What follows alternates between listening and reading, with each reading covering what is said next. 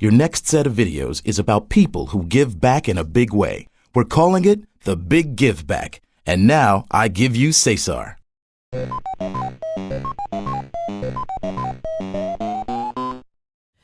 Yeah. Hey, Cesar here. Welcome to the Big Giveback. How many times do you listen to music? Or look at a video? Or watch a movie? Twice? 3 times? Every day?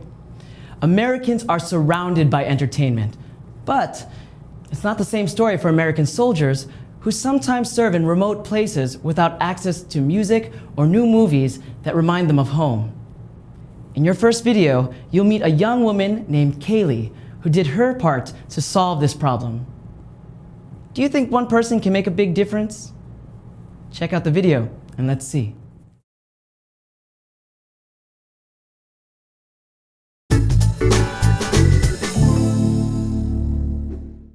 Tunes for the troops. The little city of Cleveland, Tennessee is about as far away from a combat zone as you can get, but American troops overseas are never far from one girl's mind. Meet Kaylee Radziminski. When she was 14, she heard that one of the things soldiers missed most when they were away from home was American entertainment. So she decided to do something about that. They sacrifice so much for us. Why can't I do a little bit to give back to them? She came up with the idea for Tunes for the Troops, a program that sends music and movies to American soldiers around the world. She started by gathering her own CDs and DVDs, collecting more from her friends, and putting drop boxes in her high school. Before long, the whole community was involved. And 2 years later, there were hundreds of satellite programs across the country. It's a big job, and it takes up most of Kaylee's weekends. But with the help of her friends and neighbors, she collects, checks, sorts, stickers, packs, wraps, and stacks boxes filled with entertainment. Then she loads up her car and heads for the post office to ship those boxes overseas, using money from donations to pay for the postage. Being on active duty for the troops isn't always easy, and Kaylee misses out on a lot of fun, but Me missing out on a couple of football games or getting to hang out with my friends is nothing compared to what these 18, 19, and 20-year-olds give up. she even missed her junior prom so she could go to Washington, D.C. to receive a service award and bring it home to Cleveland High. But the biggest award of all is hearing from the soldiers themselves. That's when Kaylee knows it's all worthwhile. The fact that she's supporting us is very important. It makes us feel good to know that people care about us. It's nice to come back, relax, and actually get to sit down and watch a nice movie. And what kind of movies do America's bravest like best? Romantic flicks and war movies. Today, Kaylee's closing in on her goal of shipping 1 million CDs and DVDs overseas. For this small-town girl, that's a pretty big achievement. Tins for the troops!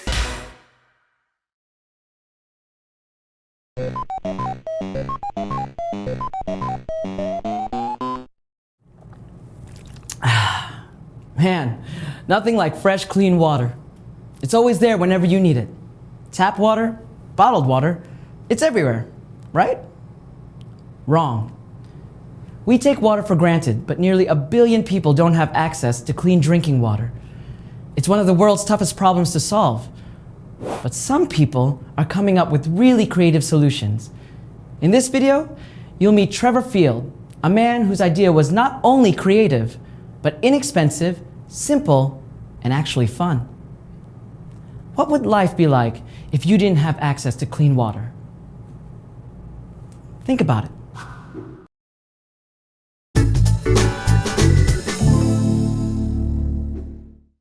Get pumped. Welcome to Stinkwater, a tiny town in South Africa that really lives up to its name. The water here stinks, and it contains bacteria that can make you sick, so it isn't very safe to drink. Women and girls walk miles every day to get to this leaky, contaminated hand pump for their daily supply. Pumping the water is exhausting. And then the women have to carry it home on their heads which really stinks. Believe it or not, 1 billion people in the world don't have access to clean drinking water. But here in South Africa, one man is turning things around. This is the play pump, a combination playground ride and water pumping system. Hi guys. Hello. How are you doing? A businessman named Trevor Field teamed up with an inventor and came up with the totally cool idea of making a water pump that is powered by kids. Here's how it works. A pipe is installed deep underground where there's fresh, clean water. It's connected to this wheel. As kids spin on the wheel, the water is pumped through the pipe, which leads to a tower where the water is stored. From there, it travels to a tap. And when you turn it on, you get cold, clear water. It doesn't matter if you spin this way or that way. Just 1 hour of spinning can pump 400 gallons of water. In fact, one play pump can provide clean drinking water for 2,500 people. Trevor's dream is to put 1,000 pumps in each country that needs clean water. It's a big operation to put 1,000 pumps in any country, but it would make a major difference to the children. The good news is, it doesn't take long to install a pump. About 1 day from factory to finished product. But it only takes about 1 minute for kids to get the idea and hop on. Schools in this poor section of South Africa don't have toys or jungle gyms or swing sets. So when the play pump shows up, look out! Me and my friends were just running. Even though a teacher called us, we didn't listen to him. Right now, Trevor's goal is to raise enough money to install 4,000 play pumps, providing clean drinking water to 10 million people. And that's an idea that definitely does not stink.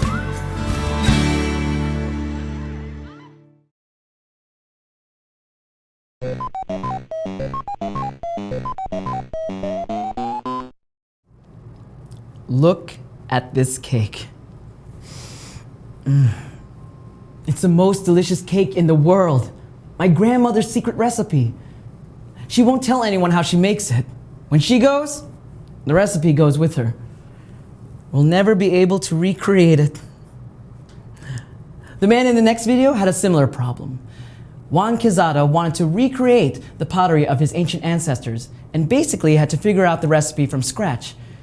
It took him a lifetime, but the results were amazing. Even more amazing was the way he shared the technique with everyone in town. Shared. Are you listening, Grandma? Why do you think it's important to pass on traditions? Check out the video and see.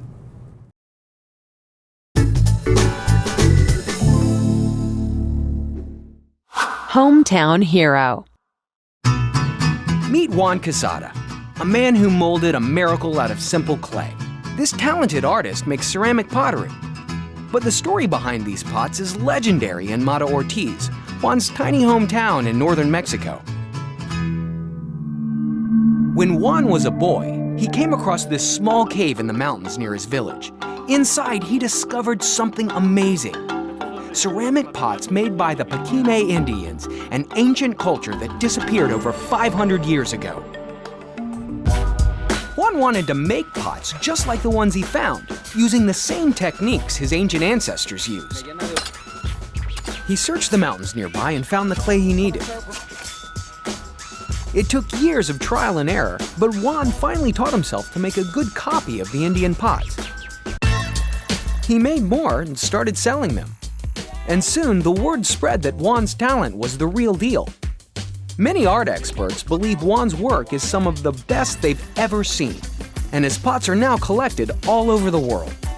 But Juan had an even bigger ambition. He wanted to share the wealth. The people of Mata Ortiz were extremely poor, and many were forced to leave the village to find work. But Juan didn't give them a handout. He handed them each a piece of clay, and he set out to teach them how to make the pots. They said, Juan, it's impossible. We'll never be able to do it.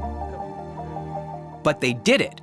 They learned the craft of shaping the clay, the technique of glazing the pots, and the difficult skill of painting the pottery using special brushes made of children's hair. Soon, there were hundreds of successful potters in Mata Ortiz, and the village went from poor to prosperous. Today, Juan's pots can sell for as much as $20,000 each. He's rich, he's famous, and he's a hometown hero. Now, that's what you call winning the pottery lottery.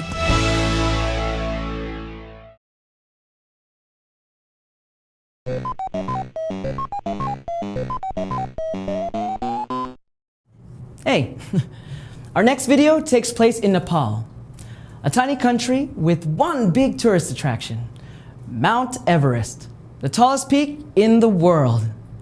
But a man named John Wood discovered something else about Nepal that most tourists seem to miss. There are millions of poor kids in this country who have no books, no libraries, and sometimes no school at all. Check out the video and see how an ordinary tourist became a man with an extraordinary mission. And ask yourself, why are schools and libraries so important? Watch the video and find out.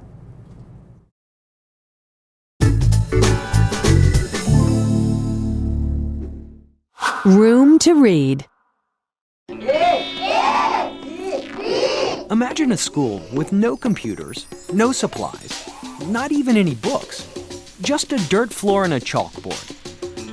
It's hard to believe, but millions of kids go to schools just like this one in Nepal, a small Asian country tucked in between China and India. John Wood came to Nepal for the scenery, not for the schools.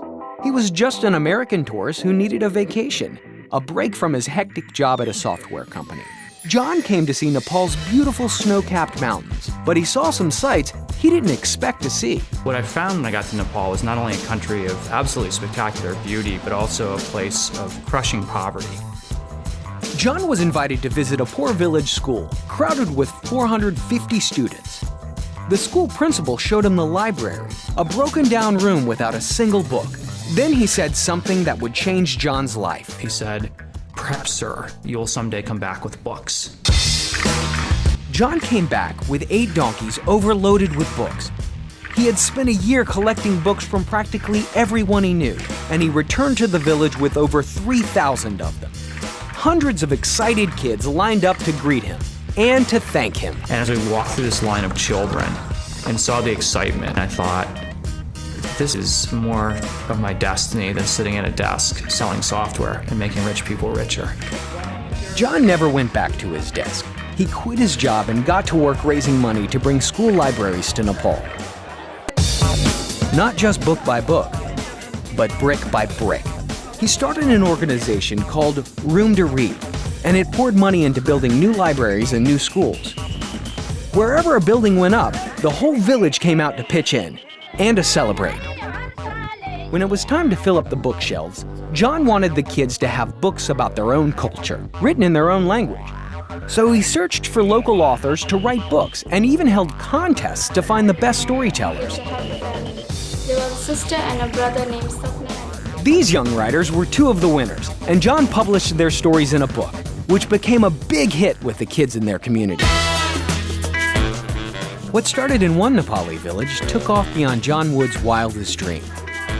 Now Room to Read is in 9 different countries, and it's built more than 800 schools and 7,000 libraries. Thanks to John Wood, millions of kids are now writing a new story for themselves. The Big Give Back is history, but you gave it your all, and you're ready for a new topic.